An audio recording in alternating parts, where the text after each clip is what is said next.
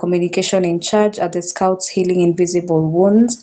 And then I have Kinya Gitonga, Mental Wellness Center from the University of Nairobi. And I have Cedric Sami, Peer Counseling Club from the Kenya Methodist University. Thank you so much for joining. We're going to kickstart the conversation now, but if you're still joining us, you can continue introducing yourself on the chat bot as well. If you have questions, please go ahead and ask them on the chat. I'm going to be very keen to also check the chats, and then I will pose the questions to our panelists. So maybe we can start with the panelists introducing themselves, right? Maybe they can tell us maybe the very short background of their mental health journey, because most of them, I want to believe, are conversant with that. So maybe we can start with Mercy. Hi, Mercy, how are you? You can briefly tell us your short interaction with mental health. Hi, everyone. I hope you guys are good and are keeping safe. I'm Mercy Njoroge. I'm a finalist at Catholic University of Eastern Africa, and also the communication in charge at Scout Healing Invisible Wounds, which is an initiative from, it was started by young people from Nairobi County who are all scouts. We have a background in either psychology or mental health advocacy, and we use non-formal approaches such as Kyoto Teens and mental health trails to advocate for and create mental health awareness on mental health, and providing holistic strategies and that promote physical, mental, social, and spiritual well-being for both young people and communities.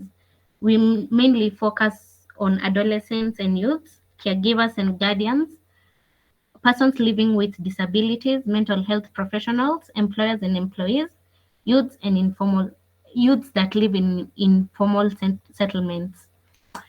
We also have a few of these webinars, so we will be inviting you for more. Thank you. All right, thank you. Thank you so much, Mercy, for that. And indeed, you're the right person for this particular webinar. Thank you so much for that, and congratulations for what you're doing. Next, we're going to hear from Kinya Gitonga. Hi, Kinya, how are you? Hi, I am well, and good evening, everyone. My name is Kinya Nina. I am a psychologist and an active mental health advocate, currently working in the University of Nairobi.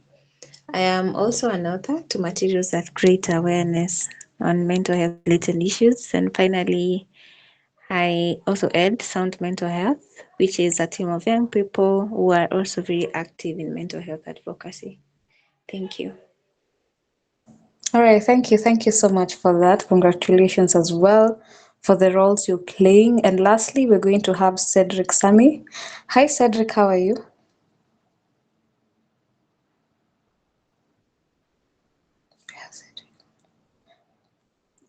Is Cedric in the webinar? If he's not, maybe we can continue and he'll join us later. All right, as you heard, we will be having a quite interactive and very up-to-date discussion on mental health specifically, and the main thing is the state of mental health with ongoing crisis in Kenya.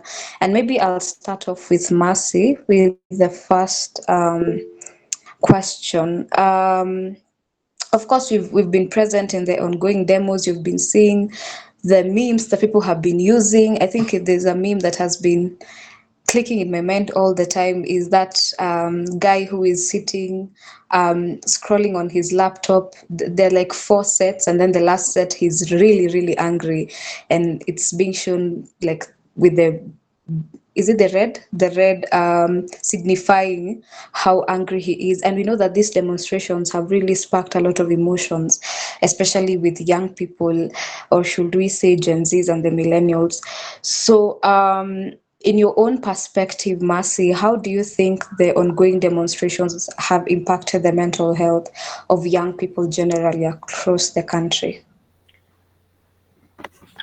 With under normal circumstances, faced with stress and instability, we usually get stress. But now, in this case, we have a nationwide unrest and it's political, so that means it's even making us more devastated. And that has resulted to police brutality, which has made it even worse. And then we come back to the leaders who are supposed to be representing us, and then they're trash talking or saying that we are not making any sense because they are out to take our money. So basically, this has been taking a toll on us, on our mental health, physical health, and even spiritual health. And from my perspective and my knowledge in the psychological field, I'd say it is out to bring more cases of disorders such as post-traumatic stress disorder, depression, high levels of anxiety, and maybe acute stress disorder and adjustment disorders, considering that now, as Gen Zs, we are used to being on social media, doing maybe little to nothing in the political field, and now we are being faced to have to participate physically. So basically tunamoviwa from one field of being calm and for lack of a better word, unbothered, and now we are being forced to being active mau mau soldiers. So hii ina lead to so many disorders that if hatutaweza kuzimanage zitakam kwa wingi.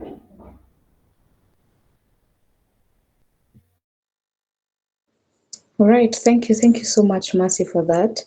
I've actually had some very psychological names there, and thank you for mentioning all those things that come, and indeed I can attest to them, especially when you speak about people being on Twitter.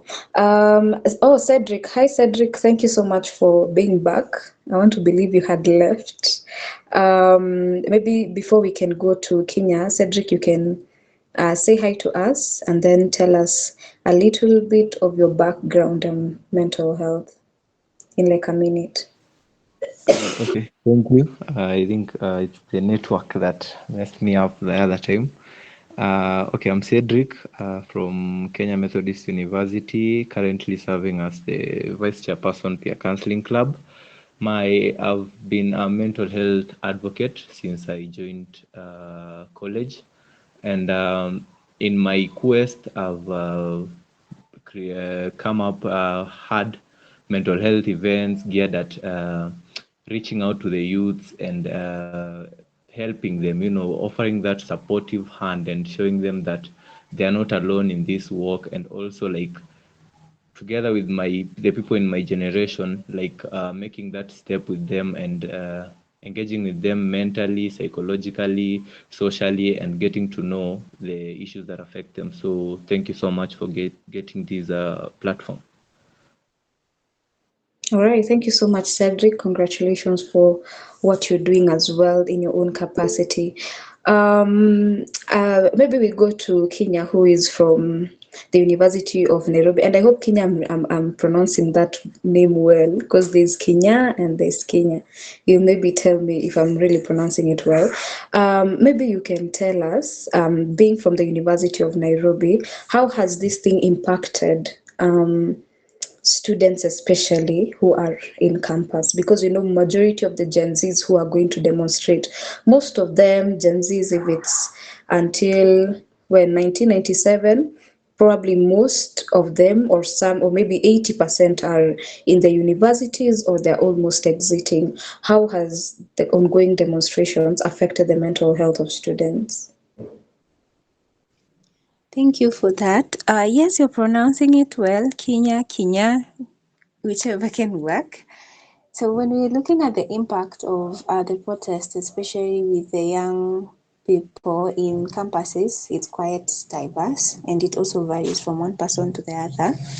But in general, we can see that there has been issues to do with cognition, that is the memory bit, because you find a lot of them are overwhelmed. And when there is uncertainty, there's likelihood, as the previous panelist had mentioned, of stress. And that stress can really affect individuals differently, particularly the memory and thinking bit.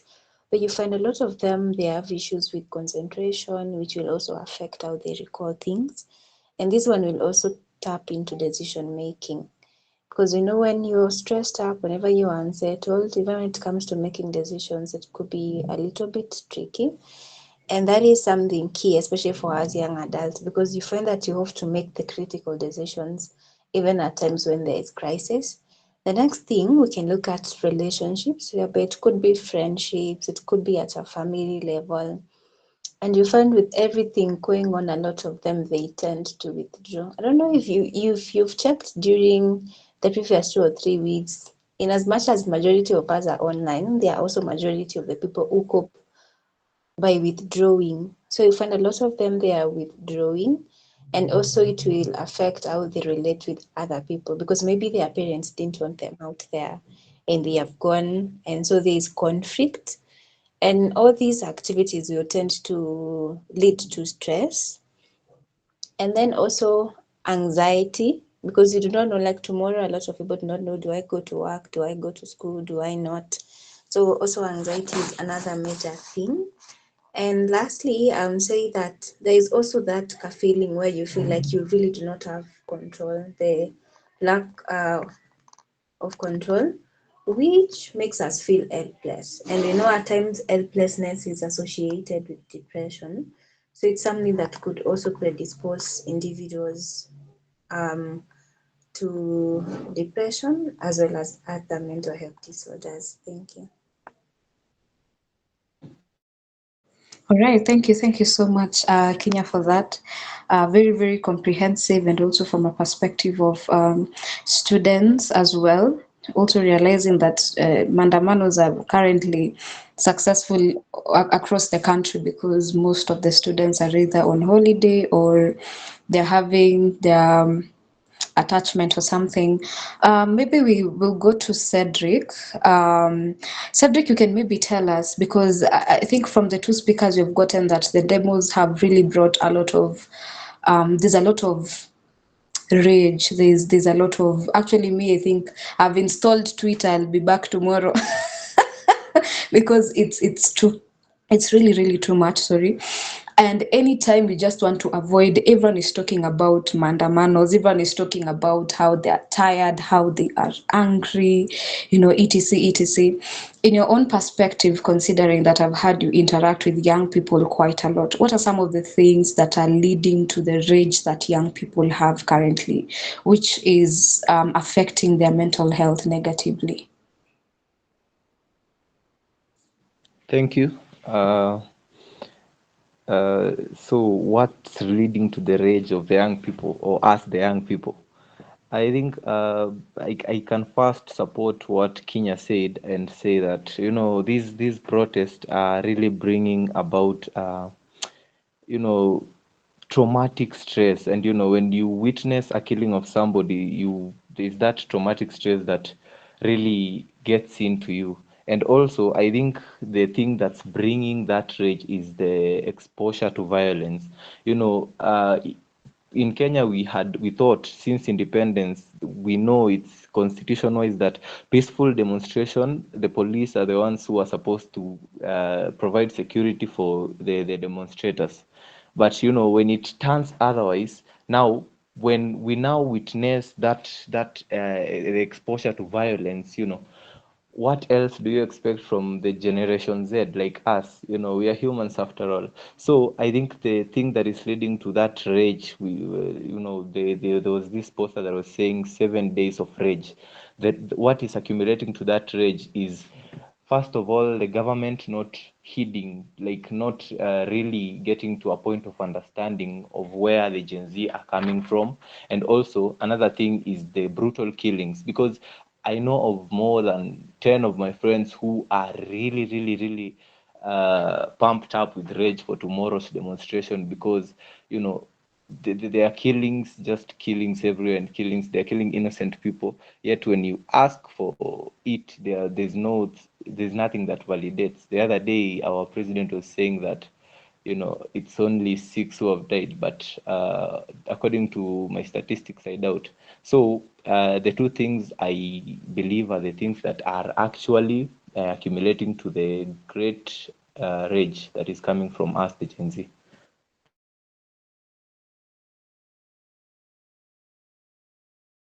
Thank you, Cedric. And in case maybe Kenya or Mercy, you have something to also add, you can maybe just go ahead and shoot it.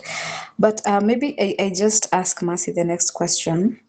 And if you have any questions again to all the listeners, you are free to type them on the chat board so that I can ask the panelists as we move forward. Maybe because I know, and following from what Cedric has said, Mercy, is that you're sitting and there are 10 friends of yours who are, they have so much rage, they're just waiting for tomorrow. They're asking, itafika sangapi, so that I can be able to go and demonstrate and etc. But also, we can't ignore the fact that this is having a really negative impact on our mental health. So what are some of the common signs and symptoms of stress and anxiety that young people may exhibit at one point? I think this is important because maybe one or two people may be experiencing extreme symptoms, which may have negative impact on them, and maybe we're just taking it as just normal rage, normal anger that you're having. What are some of these things we should be careful about, even when we're interacting with one another as young people? So on the common signs and symptoms of acute stress, I would classify them into physical, emotional, cognitive, and behavioral, because some of them will first manifest into headaches, muscle tension or pains, feeling fatigued, stomach problems, chest pains, rapid heartbeat, or sleep disturbances. I've actually had a lot of friends tell me they are unable to sleep after seeing what is going on, seeing your friends being shot at. So those are some of the physical symptoms. Then moving on to emotional, anxiety, where you have difficulty in managing your emotions, unapata hadi unashindwa kubreathe sometimes, irritability,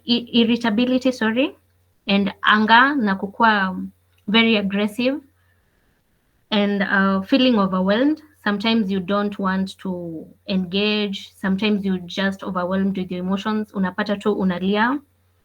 Then sadness, too much sadness na constant mood swings. That is the emotional bit.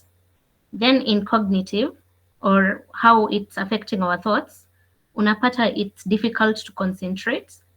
We are having memory problems, as Kenya had said. Constant worrying. You don't know about tomorrow. You don't know if one of your family members or your friends akitoka atarudi, so you're constantly worrying about other people's safety and also your safety. And then negative thinking. Sahi, all we are thinking about ni how are we going to andamana tomorrow, and then if your day has come, imekuja, no one is thinking about um it might not happen like that. Kila mtu ako on the negative side. If I die, I die. So hizi vitu zinaleta a lot of negativity. And then there's behavioral symptoms, changes in appetite. With too much stress, they end up stress eating, na kuna wenye hushindwa kukula. Then there's procrastination. You find that you're unable to do your work, so you keep on pushing it to a next day. Then increased use of alcohol or substances. Unapata watu kudeal with stress, they are involving in alcohol and substance use. Then kuna social withdrawal. Some people have withdrawn from social gatherings because wako scared what will happen.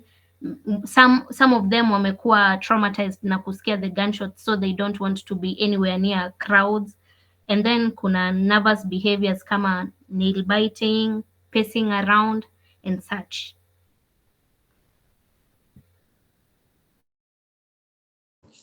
All right, thank you so much, Mercy, for that. I think that, and I can confirm a few that you have mentioned, and indeed, if not taken care of, probably they might result to, extreme negative impacts on us as individuals. Because I was also thinking about even if I uninstall, X, you just walk, just not even past 2 seconds, there's already someone on TikTok or on Twitter. They're trying to see what's going on. There are those recurring status on people, trying to maybe, like you will, what I'm trying to say is that it is very hard to avoid this topic at this particular time. Any social media, everyone is posting about the same thing. No one is posting memes anymore. If there are memes that are related to yesterday's interview with the president. If there are memes, they are related to the mandamanos. Like, you cannot avoid what is really going on. And yes, I can tell you that any conversation without mandamano, it is not a conversation. Even if you're having a wedding right now, when people are eating, they will still talk about what is really happening. And because this is something that we cannot avoid, this is a question that I'll pose to each and every one of our guests, since all of them have played very wonderful roles in terms of their different capacities in ensuring that they advocate for mental health awareness. They're providing support for young people as well. So maybe we can start off with Kenya. You can tell us, since you're from the Mental Wellness Center from the University of Nairobi, what are some of the measures? I don't want to really call them measures, but what are some of the supportive systems that you have that you think probably they will be helpful to young people, especially during this time, so that if there's someone from the University of Nairobi and if it's open to other students, probably they'll be able to make use of them. We don't have people suffering when there's help probably from the Mental Wellness Center. Thank you, Ruth, for that. So when we're looking at the measures or strategies that we're using to deal with this particular stressing time, I think maybe one of the things that I'll do even before we go to the available resources could be the coping mechanisms that we can use even from an individual level. And the first thing that I would insist is building resilience, because a lot is happening. And when we were mentioning how all these get to affect us, I forgot to mention that it could also lead to trauma. And bearing in mind that trauma could be also vicarious trauma, where you might not be in CBD to see maybe someone get shot and such, but through your phone or maybe through the screens, you have access to videos, live videos, or you have access to traumatizing images. So trauma also could be second-hand, where you were not involved, but you saw the news or maybe you saw the recordings and such. So one of the things that I would insist on is us building resilience, because I know psychologically this could be draining, but then if you do not learn to build, let's call them tough mind muscles, then at times we might really get affected, or we might also get overwhelmed. And the second thing is mindfulness, bearing in mind that we also have not only to look at our mental wellness, but also at our security and safety generally. So it's important that we are living at the present, the here and the now, so that you be watchful of what is going on in your environment. Even when you're going out there, you're also mindful in that we also seeing live bullets here and there. So let us be mindful. Kuna wale watu kuwa tunatembea tu hapo kwa simu, hata angalia hapa pale. So right now maybe you could be extra careful. And then the second thing is, let us also work on positive coping mechanisms, whereby we might also really insist on rest. In as much as it could be difficult, it's important to also get some rest right now, because with rest you're able to actually recharge and re-energize yourself. And now taking a day at a time, because we don't know what tomorrow holds, we do not know what the other day holds. So it's important not to indulge into worrying so much, because also worry is something that comes with uncertainty. But when we take a day at a time, it becomes not easier, but it becomes better. And I know the other panelists will mention several other coping mechanisms. And lastly, I will insist on having a support system. There's nothing much that we can do at an individual level, in as much as, yes, we're engaging into the peaceful protests, but maybe you want things done in a particular manner, which you're not able to do it yourself. So whenever we have a support cycle, at least we are able to overcome that feeling of hopelessness, in that you will have a support system. And these are people who will be there to just support you emotionally. So the people that cope by withdrawing, I really urge you to maintain that support system so that they can just be there for you. And then as we're looking into resources available, we have upcoming maybe therapists for Kenya who are offering psychological support to individuals who might be needing it right now. There are several hospitals also which are taking in individuals who are psychologically distressed. At the University of Nairobi Wellness Center, we only get to attend to students and staff, where we encourage you not have to go for therapy out there, whereas you have these resources here at the university for free. And there are also several online platforms that are also offering the very same. So do not keep quiet, do not let the events really overwhelm you. Reach out and seek assistance. Thank you. Thank you so much, Kenya, for that comprehensive um, insight on how us as young people can really manage the stress that's coming with the ongoing demonstrations. Maybe we can go to Cedric. Cedric, you mentioned a couple of things that you do, not only from Kenya Methodist University, but from other organizations that you mentioned. Probably you can tell us what the peer counseling club at Kenya Methodist is maybe doing, or the counseling department in your school is doing, some of the systems that are in place, and also from the different organizations, what are some of the systems that may be helpful to students, maybe from Kenya Methodist or other people who are not, students at Kenya Methodist? Thank you so much. Currently, my institution has taken an initiative to train peer counselors annually. At the beginning of every year, there is a new cohort of peer counselors which is being trained so that we can find on the hand support system. Like it was realized that for a lecturer to reach a student, it's much more hard. There's that barrier between two of them, but for student to student, it's quite an easy task. And during the training, the selection measure is we check across all the courses, all the 4 schools of our institution, and we ensure that all the schools are represented, so that in each and every class or each and every unit, there has to be maybe one counselor or two, and it's their obligation to observe the change of behavior of their fellow students, whatever happens. And in this time of riot, there are the mechanisms that we can adapt, just as my fellow panelist said. First of all, I can add on that, based, uh, based on your own self. There's self-awareness and your environmental awareness. When you're aware that what you're going to fight for a common goal, and you know that when I strain too much, I have headache. When I do this, I need water at this time. When you are aware of yourself, you get to know at what point does this have to stop. Like, you just don't have to fight all the way and get all the tear gas because you want to match up the standards of the fellow Protestants. And also, there's this person who said self-care is not being selfish. So it all begins with your self-care. If you put it in your mind, we were told that our brains absorb everything, 90% of what we feed them. When our thoughts, our beliefs, they shape neural pathways in our brains. So when we feed our brain negativity, it will automatically adapt that negativity, which will later be catastrophic or have detrimental effects to our mental health.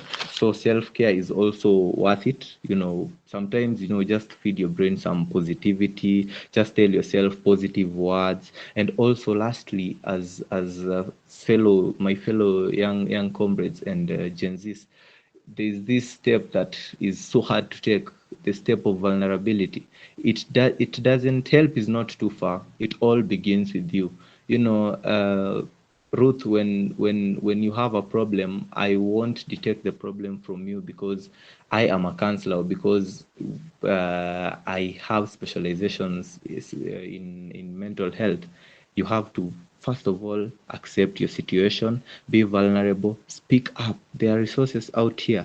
There are counseling centers, like in my institution, there are peer counselors, there's our university counselor. Step up. It takes that bold courage. Opening up is one step to healing. So that's all I can give for today. Thank you. All right, thank you so much, Cedric, for that. And maybe we're going to have Mercy from the Scouts Healing Invisible Wounds. Indeed, these wounds are really, really invisible because, let me tell you, tell me why. This, you bring up this topic as young people, just start it up kidogo, people are ranting, and it says a lot of invisible wounds that we have as young people, because people are bringing up issues that have been neglected for quite a long time. And yeah, Mercy, you can also tell us what are some of the measures you have put in place. Scouts, I know Scouts is one of the most supportive organizations that we have. I think everyone has interacted with the Scouts at one point or another in their lives. If it's not in primary school, it's in high school. Even right now, when you're off high school or off campus, I'm quite sure that one of us or all of us have actually interacted with Scouts at one point. So, Mercy, I'm actually tempted to call you Rahma. Please share with us how you're also forming, or the systems that are in place to help young people to deal with the current issue that is happening, and maybe what are some of the things you will encourage young people to do to take care of themselves on a daily. So as an organization, I started by saying that we are doing webinars. So basically, we are doing webinars to educate people on what's happening and how to take care of your mental health, and where to go when you need support, or what means to use if you need linkages to professionals. We also have trained ambassadors in over 23 counties. So right now we're encouraging them to step up and start offering psychological first aid, so that they can mitigate the emotional outcomes that will come with crisis. We are also partnering with we are partnering with other organizations, like our long-term partner here in YMCA, to hold these awarenesses and see how we can link people or give pro bono services to people who have been affected. We are also advocating so much for self-care. We keep on telling people to take self-care very seriously. Vile tu Cedric amesema, self-care is not selfish.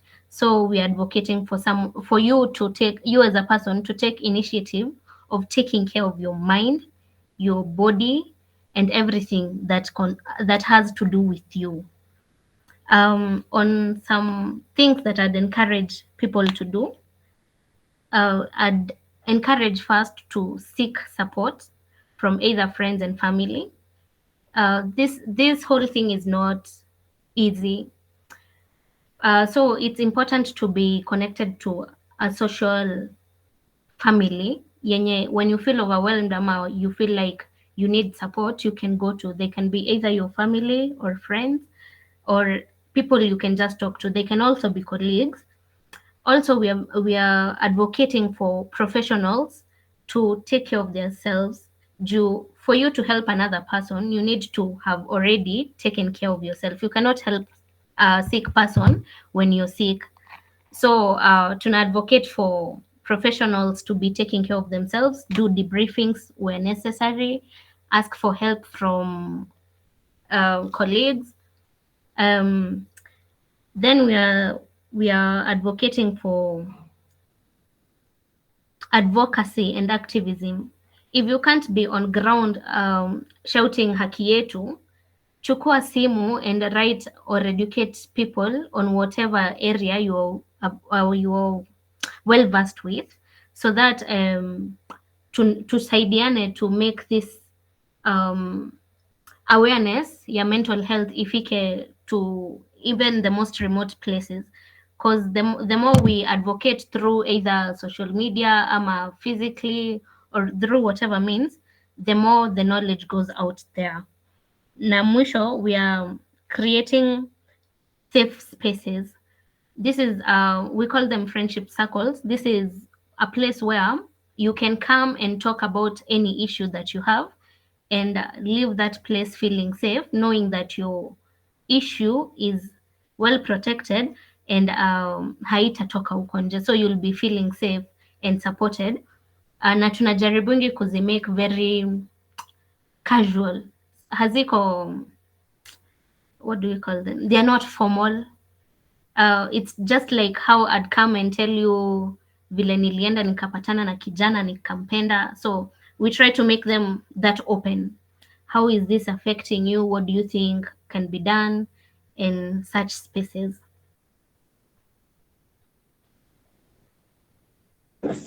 Right. Thank you so much, Mercy. All right. Thank you so much for that. It's very, very comprehensive, and I think because probably maybe some of us did not get some of the support systems that are there. Maybe we can use the chat box. I was told it's not a bot. The chat box to actually share like the specific centers. Probably if you have anyone is free to share the specific centers one can get mental support from. Maybe for you, Mercy, you can also mention, maybe you can type where people can have access, whether it probably someone has never interacted with Scouts Healing Invisible Wounds, if it's maybe one of your platforms, any website link where people can be able to get this help. I think it will be very, very instrumental and impactful to all of us, so that as this thing goes forward, probably haijakushika, you have not started getting the sleepless nights, you have not started overeating or stress eating, you have not started having what are they called, attacks, maybe when that time comes you'll be of help to yourself or maybe to another person. So I think this question I should have brought it up way before we started talking about the measures that we have or you have put in place. I was just thinking about the ongoing demonstrations and the things that people have been seeing, and we are at a time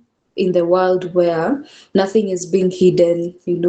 It is and people don't have filters for sensitive posts. So there's a lot that is going on, especially people are taking photos of dead bodies that are on the ground, and there's some people who are witnessing that face to face with what is going on. And maybe I don't know whether to shoot this question to Kenya, and maybe Mercy and Cedric will also give their insights on the same. What are some of the impacts, like the long-term impacts that these kind of things have? Because I feel that mimi personally naona ni kama nimezipitia. At one point tumezipitia, but then again it doesn't hit you. But then after some time, that thing hits you, and then you're like, kumbe it had an impact on me, seeing that dead body, seeing gunshots. Probably people have never seen gunshots. Even right now, walking alongside a police with a gun, it's giving you goosebumps, because there are certain effects that are exhibiting themselves as time goes by. What are some of the, what are they called, impacts? Easy vitu, they're happening, they're very traumatic. Probably it's the first time you're interacting with these things. Tumezoea kuinteract na memes, kucheka hapa na pale, but things are really, really getting emotional and a bit I don't know, they're very, very scary. So what are some of the long-term impacts that these footages and the ongoing demos, since it's the first one by young people, generally Gen Zs, have on young people as they're going through the photos, as they're witnessing all these things. Maybe we can start with Kenya and then we'll hear from Cedric and then Mercy. Thank you for that question. I think it's very timely. When we're looking at the long-term impact or effect of these demonstrations, probably I could try to be optimistic and look at the fact that they could assist us with the government, maybe. But then on the negative bit, we are looking at families that have lost their loved ones. We're looking at parents who are grieving. And in the African culture, the African society, we see that people don't really pay much attention to grieving because we are expected to, after the burial, you just move on and life moves on. But then we forget that this is a wounded mother, particularly grief that was not anticipated, loss, sorry, that was not anticipated, really hits. So looking at families with wounds that have not healed, they really also haven't grieved past the same.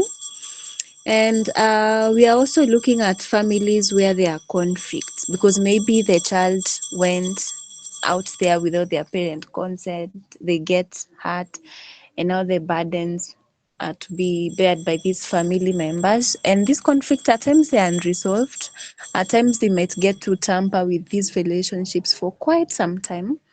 And we're looking also at financial constraints because majority of these wounds, for instance, gun wounds, they need surgery, they need follow-ups, which is something that most families may not be able to afford right now. And then we will also see the aspects of trauma. I'm really insisting on that because a lot of the Gen Zs they've just grew up with not, we may not say a smooth life, but they've never really witnessed such. And so you find this is the first time someone is seeing someone wounded. This is the first time someone anaonja tear gas. This is the first time, a lot of first time things are happening to them. And the bad thing with trauma is that we just move on with life normally, but that particular individual might be stuck in that particular space. They might have memories. There are just a lot of things which might be happening and triggering them. So if they are not assistant to debrief and deal with it, we will look at 10 years or 5 years later of a generation that has a lot of triggers, maybe to traumatic activities. And then we can also see long-term effects with anxiety. As you mentioned, a lot of Gen Zs, they've just been behind their screens. And maybe this is the very first time someone has really been brave enough to actually interact with people out there. And this interaction came out with war. So you find maybe they might be having social anxiety, where a lot of them do not want to engage with other individuals, maybe. So for the long-term effects, they are really majority, not also forgetting that there are some who will carry physical injuries for the longest. Maybe they got an injury, yes, it has healed, or some may not have healed. So it's quite a lot to unpack for a first timer, and that is why it's important for us to really insist on them seeking assistance and reaching out. Thank you.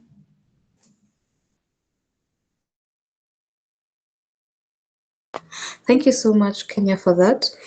Maybe we can hear from Cedric. Yeah, thank you for that question. The ongoing protests have, personally, I can say the country has taken a turn that it will be so hard to return it back to its lane. You know, as I look at we, the Gen Z, the young people going to the streets and being fearless, I imagine now that the country has now taken, I can say the youth of the country have been activated. You know, now the government can't be now imposing laws or maybe anything without questioning or revolt from the youth. You know, now this one has activated something like a rising or a movement that cannot be returned back to its place. And also it comes along with financial constraints, because first of all we key in the factor of those shops that are destroyed. We key in the factor of the everything that was destroyed during the riots and the protests, and those families that lost their loved ones, it will be so hard to recover. So as a country, we have to get settled and go through a healing and recovery process, which requires a lot of effort from all the people who are involved in that thing. And second and lastly is the PTSD, the post-traumatic stress disorder. It's something that Kenya said it, and she said it lightly, but I would say that those people who are in the front line, I would wish the country to look for a method where they can take the Gen Z, all those who participated in that protest, through something that will make them, help them heal from all this, because it's not usually right, because it's not usually sane to see somebody's brain being splattered in the ground. It's something that you'll have to live with. It's something that you'll have to remember each and every time, unless we come up as counseling centers, as any person who is supporting the mental wellness of the nation. Our mental wellness is as well as our physical wellness. So when it deteriorates, we also find ourselves getting ourselves to diseases like diabetic or maybe heart diseases. So those 2 points, and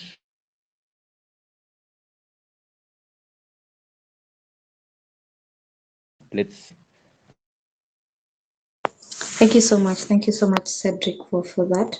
PTSD is real, and let me tell you, being the first time people are experiencing such kind of things, I feel that it might have negative impact. But thank you so much for that. Maybe lastly, we'll have Mercy tell us what is the impact. And maybe I've seen someone, Vincent has asked a question, and maybe I'd like Mercy to not tie her answer, but after sharing with us some of the long-term impacts that the current demos have on people's mental health. You can maybe answer this question posted by Vincent, and Vincent asks, when a psychologist or a peer counselor is facing a mental health issue, and at the same time he or she has a client with the same problem, who comes first when you are the only one around? All right, Mercy, I hope that was clear to you. You can go ahead. Um, I won't take much time on answering the long-term effects of of the crisis we're having, because most has been said. But I would like to focus on maybe substance abuse and integrational trauma.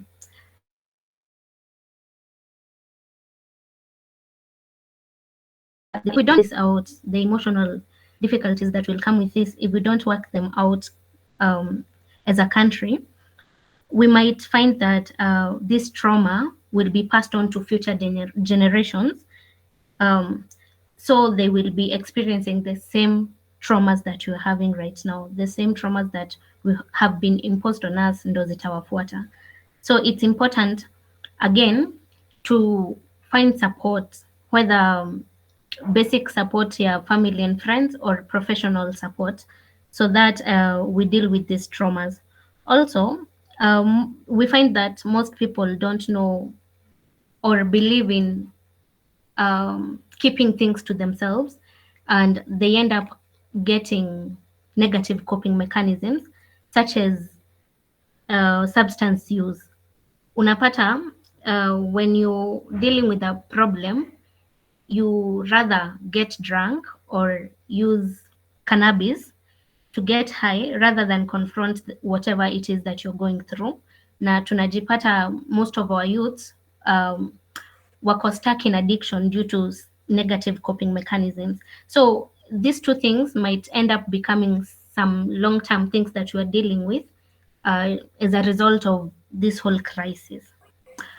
To answer Vincent, I started with saying that you cannot help a sick person if you are sick. So as a psychologist, if you have the same issue with your client, you cannot attend to them, because if you do, you'll end up hurting them. Kuna kitu tunaitanga transference na counter transference. You'll end up passing your wounds or projecting your wounds to that person. So it's better to refer them to another person, or pia kusema you cannot do a certain thing. It's okay for you to admit that you're not well versed in that area, or you cannot take care of that certain condition at that particular time, and maybe address it later, instead of kujisukuma uifanye, and then you end up hurting yourself and hurting the client.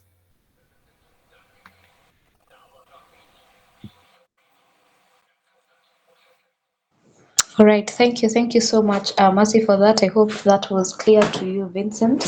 I see we have like 3 minutes left, but I'll give this chance to Kim. Hi, Kim, how are you? You can go ahead and, oh, wait. Kim, you can go ahead and ask your question. And if it's directed to a specific speaker, you can also specify that as well.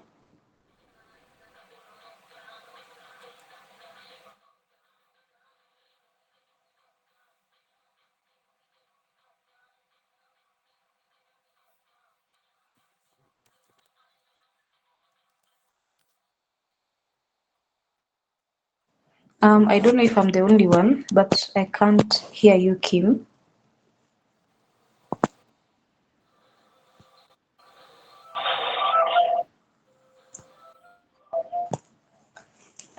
Kim, okay. Did you have a question? Ama the button just did its thing. If it's not a question, okay, you're right. So if it's not a question, maybe we can have closing remarks in like 45 seconds. I almost said minutes, 45 seconds to our three speakers. Okay, so okay, all right. I think today the hand raising is really misbehaving. So all right, we'll start with Cedric. You can give us your closing remarks, and then we'll move on to Kenya, and then lastly we have Mercy. Thank you. My closing remark is we have discussed a lot, but you have forgotten that in all these, something that remains constant is the social media. All, the Gen Z revolution is not like the revolution that used to be made around 60 or 50 years ago. So I would like to just say that while social media can really connect people, it can also lead to somebody developing feelings of anxiety or maybe inadequacy. So as much as we engage in social media as the Gen Z, these are we are a generation where we are very comfortable with technology, and we were raised with technology, so we have to bear with it. But we should also be on guard, so that we shouldn't let that technology that is also positive on our side be negative, okay, have negative impacts to our mental health. And my closing part is, you are not your illness. You have an individual story to tell. You have a name, a history, a personality. Staying yourself is part of the battle. In all this, your mental health is a priority, and all you need to do is to move on. As much as you don't find help, you don't find somebody to hold your hand, but life is more worth it than any other thing. Thank you so much.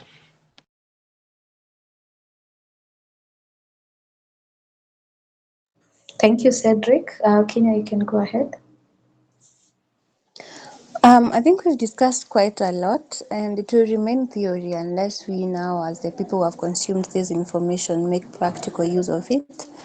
And I also really call us to share this information with people who have not been able to join this platform, so that they can also learn a thing or two. And lastly, I also want to emphasize to the caregivers, at times you also need to be taken care of.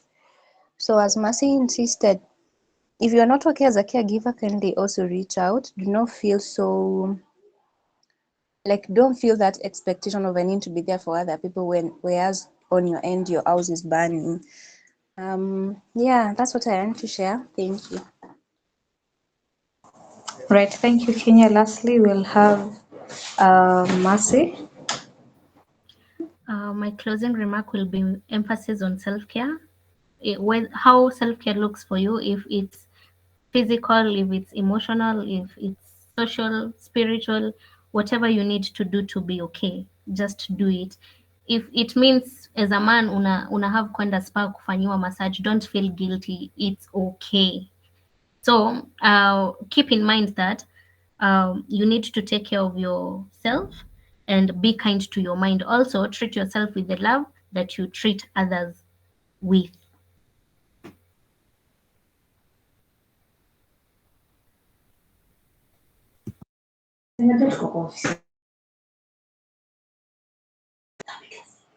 All right. Thank you. Thank you so much, Mercy, for that. I've seen your request, Peter, but unfortunately, I want to believe it's for some people it's bedtime. Others want to energize themselves, but most importantly, I want to hope that everyone wants to put um, what we've gotten from our three amazing panelists into practice. So, but I think from Keep has always been organizing these webinars from time to time. I think every Monday we always have these webinars. So we'll definitely have more conversations. But in the meantime, thank you so much, our panelists. Thank you so much, Cedric, Sami from Peer Counseling Club, Kenya Methodist University, Kenya Gitonga Mental Health or Mental Awareness Center from the University of Nairobi, and thank you so much, Marcin Joroge, Communications, Scouts Healing Invisible Wounds, and thank you so much for those who have shared the contacts and platforms where us as young people, you can share them widely to people so that they can be able to have the mental health support that they need. All right. Asanteni sana. It was nice moderating this wonderful webinar. And thank you so much to all our listeners. I think I'll hand this back to Kip to close it up. Yes, thank you so much, Ruth, for taking this up as a moderator for the day. It has been a great day, a great discussion. A lot has been talked about concerning mental health and how we can manage it as even at this time of crisis that is going on. I just want to recognize some of the people who have been up to task to ensure that this conversation has taken through from our mental health club from the Kenya YMCA Central Branch. I want to recognize Diana. If you are here, you can just say hi. And also the team, even Kenya is part of our team from the mental health club. And also want to also recognize our BYC who have joined, the branch youth committee members from the Kenya Central Branch, led by Pius Makwa, who is the chair. And also I'll give Chris to say something. So Diana, if you can listen, you can just say hi. Good evening, everyone. My name is Diana Mogo, the team lead for mental health or mental health. I wish to appreciate all of you for creating time and dedication during this conversation. I emphasize on we develop positive self-care practices, especially during this time when you are in crisis. Observe healthy diet, self-care, yes, for a better tomorrow. Back to you, Tito. Thank you so much, Dana, for making this work. You have been a very great support in ensuring to reaching out to all the panelists. I can just say you deserve this. And also give this opportunity to our branch manager, Mr. Chris Kingori, if you can hear me.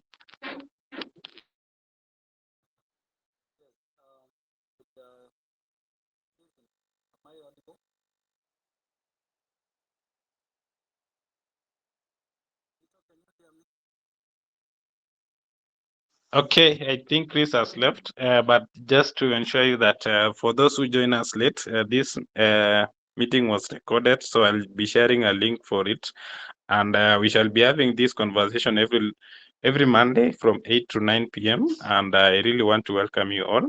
For any inquiries, maybe I'll ask Diana to share our contact via the chat, so you can reach out to Diana. You can share your email and also your phone number, so that we can give you. You can get the link on hand every Monday. So thank you so much for joining us. And I want to wish you a good night and have a fabulous week ahead. Thank you.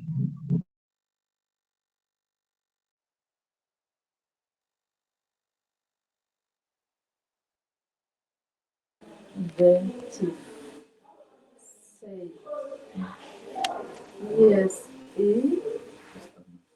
establish our chief down. He was